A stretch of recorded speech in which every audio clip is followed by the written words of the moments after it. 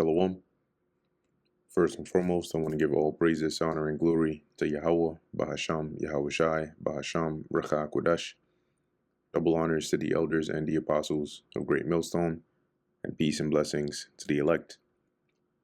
And today we're going to go into the book of Song of Songs, the 5th chapter. I am come into my garden, my sister, my spouse. I have gathered my myrrh with my spice. I have eaten my honeycomb with my honey. I have drunk my wine with my milk.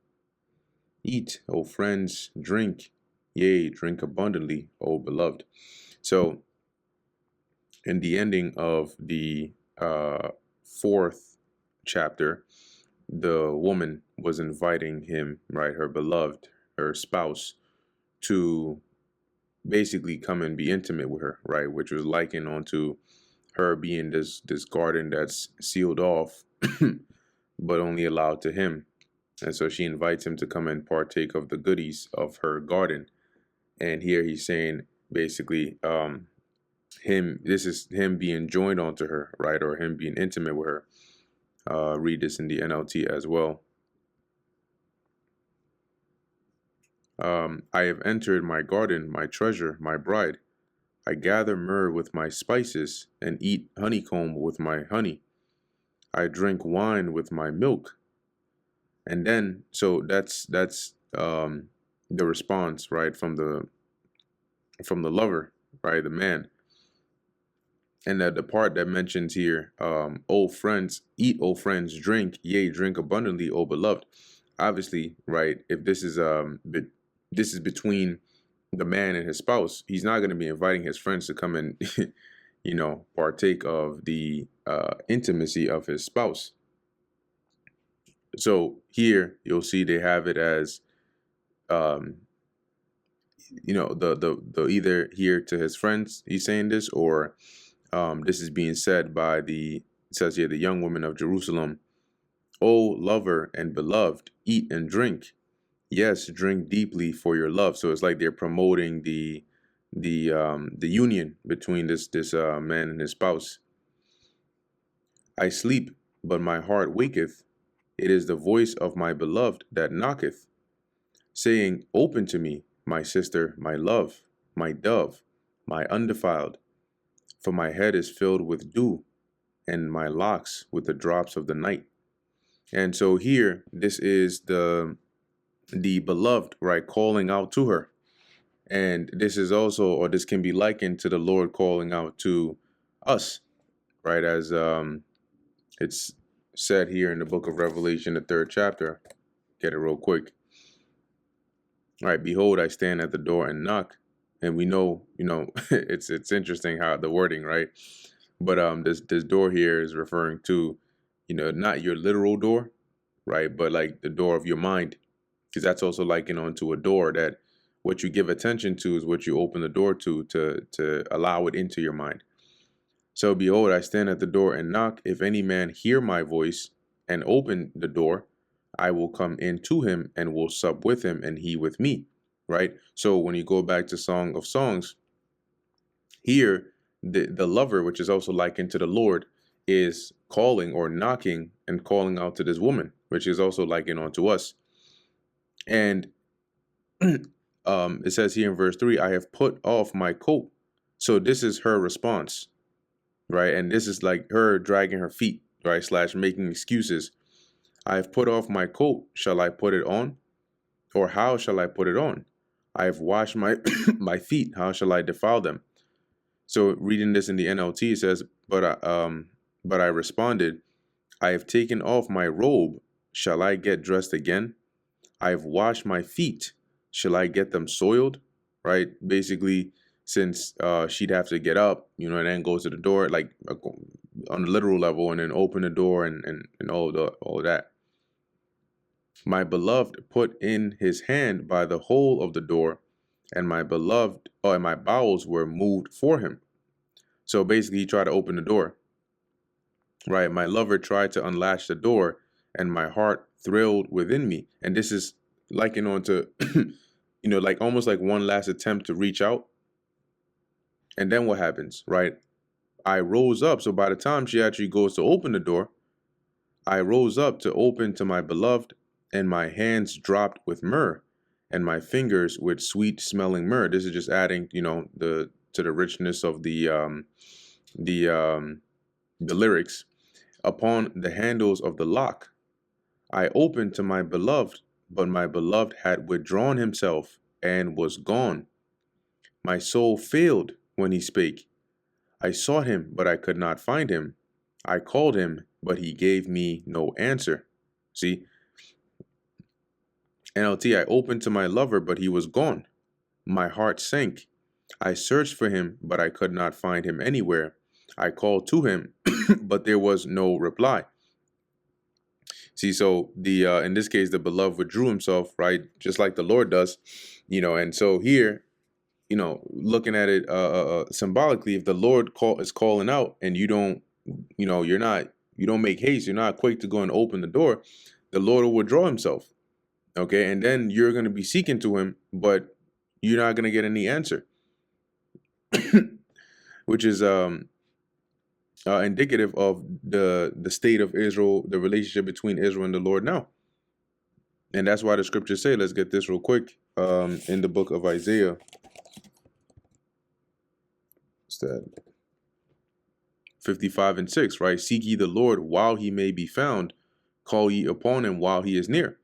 Because similar to how this woman's lover withdrew himself, the Lord will withdraw himself if he is knocking or he is calling and you don't go and seek him, right? And you don't open the door unto him, like we read in Revelation 3:20. He's going to withdraw himself, right? And then, as the scriptures say, right, surely thou art a God that hidest thyself. It also tells you in the book of Hebrews, right, if any man draw back, my soul shall have no pleasure in him. So, if you don't seek the Lord, and then it mentions, right, in Proverbs, then shall they seek me early, but they shall not find me. Verse 7, the watchmen that went about the city found me. They smote me, right? Because it says here, I sought him, but I could not find him. I called him, but he gave me no answer. So now she was seeking her beloved after he had withdrawn himself. And then the watchmen, as it says, that went about the city found me. They smote me, they wounded me. The keepers of the walls took away my veil from me. And the watchmen are representing the elect, Salakia, the prophets. And so them smiting and wounding is reproving, right? They basically, if she's likened here onto the elect, right, or the Israel of God here, then the watchman would be smiting her by reproving her. So it says here, verse 8, I charge you, O daughters of Jerusalem, if ye find if ye find my beloved, that ye tell him that I am sick of love. Basically, let him know that I'm sick with love, looking for him. And then this is the response. So here, like I said, they show it in the NLT, but in line with the actual story of this song, right? This love song, this love story. She's the woman is searching for her beloved who has withdrawn himself. She can't find him. The watchman, smote her, and now she is saying to the women of Jerusalem, if you find my lover, right, tell him I'm weak with love. And their response is, right, what is thy beloved more than any other beloved? So what's so special about him? O thou fairest among women, what is thy beloved more than another beloved, that thou dost so charge us? So what's so special about your beloved that you are giving us such a command? NLT, why is your lover better than all others? O woman of rare beauty, what makes your lover so special that we must promise this? And then this is her response, right? So in here, this from like verse 10, this basically her beginning to describe the glory and the majesty of her lover, which is also likened unto the Lord. My beloved is white and ruddy, and this does not mean that he is white as in he is pale skinned. The word white here, when you look into it, it says here tazach, It says dazzling, glowing, clear, or bright. So this is not skin complexion, but as you can see, sunny, bright. Okay, which is describing the glory. And ruddy. And this ruddy is not talking about red. Okay, this is a shade of brown. And this can be likened onto an actual complexion. You can see here of men. There's no man on the earth that's actually red. Okay. Yeah, you got Edomites that they turn red looking when they when they get angry or stressed. Okay. But to look like this kind of red right here, you don't see that. All right, now let's look up here, ruddy. Oh, oh, complexion.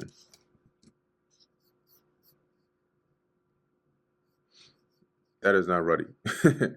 Yeah, Esau is gonna definitely put that out there. Now this, okay, this for example is ruddy. This, for example, here is ruddy. Okay, it's brown, but it has that like reddish tone, all right, to it. So when it says ruddy, that's what it's referring to here, which is also fitting, right? Because in describing the Lord, you know, he is a so-called dark-skinned, or not so-called, but a so-called Negro-looking God. Okay, and so is his son, which contrary to popular belief, which I don't know why, because the scriptures the scriptures tell you that. So it says here, right, he is white, which is not talking about skin complexion. It's talking about his glow, and ruddy, the chiefest among 10,000. Let's read that in the NLT. You see that? It says, the young woman, right? So the woman responds here, my lover is dark and dazzling, better than 10,000 others. His head is as the most fine gold. And that head there is describing, it's figurative, but it's describing his nobility, right? His excellence, right? In other words, he carries himself with that you know, like fine gold, that noble strength. His locks, which is referring to his hair, are bushy. And there's only one people that whose hair is, when it grows, is likened on to being bushy. When they say you have bushy hair, they're not referring to Elamite hair or Edomite hair or Moabite hair. They're referring to African Americans. Okay, and black as a raven. Now, even with this verse, when you cross-reference it, you see here, we're dealing with the locks, right? Daniel 7 and 9, describing the Lord, the Most High.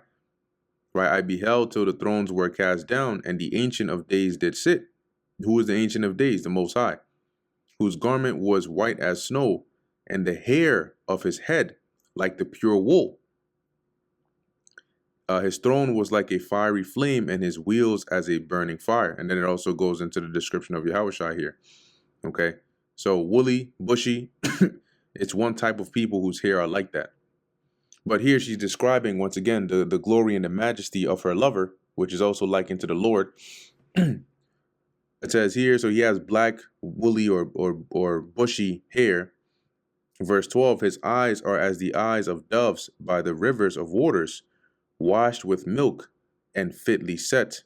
And it says washed with milk because, you know, when you look at doves, yeah, you have some different colored doves, but like the typical one you'll see is white. So it looks like it's been, if it was actually washed in milk. NLT, his eyes sparkle like doves beside springs of water. They are set like jewels washed in milk. Verse 13, his cheeks are as a bed of spices, as sweet flowers, his lips like lilies, dropping sweet smelling myrrh. And it says here in the NLT, his cheeks are like gardens of spices, giving off fragrance. His lips are like the lilies perfumed with myrrh. And like I said, you know, mainly from here on to the end of the chapters, really heard, because remember they asked her, well, what's so special about your lover? What's so special about him other than everybody else? And so she begins to describe the majesty, right, of her lover, which is once again her in this song is Solomon, you know, speaking of himself as her. right, as this woman and how he sees the Lord, right, as his lover, but in the sense of his desire to be close to the Lord, and describing the majesty of the Lord here as the woman describing her lover or her spouse. Verse 14, his hands are as gold rings set with the beryl. His belly is as bright ivory overlaid with sapphires. It says here in the NLT, his arms are like rounded bars of gold set with beryl. His body is like bright ivory, glowing with lapis lazuli. And you can look at that. It's a pretty beautiful looking material, stone, whatever you want to call it. Verse 15, his legs are as pillars of marble set upon sockets of fine gold. So it's firm. It's like marble pillars that are placed within gold sockets. His countenance is as Lebanon, excellent as the cedars. NLT, his legs are like marble pillars set in sockets of fine gold. His posture is stately, like the noble cedars of Lebanon. His mouth is most sweet, yea, he is altogether lovely. This is my beloved, and this is my friend, O daughters of Jerusalem. His mouth is sweetness itself, he is desirable in every way. Such, O women of Jerusalem, is my lover, my friend. Right? So basically describing the unattainable, uncomparable majesty of, in this case, her lover, but really the Lord. And that brings us to the end of the book of Song of Songs, the 5th chapter. Lord willing, that was edifying to the elect. In closing, I want to give all praises, honor, and glory to Yahweh, Bahasham, Yahushai, Bahasham, Racha Kodash. Until next time, Shalom.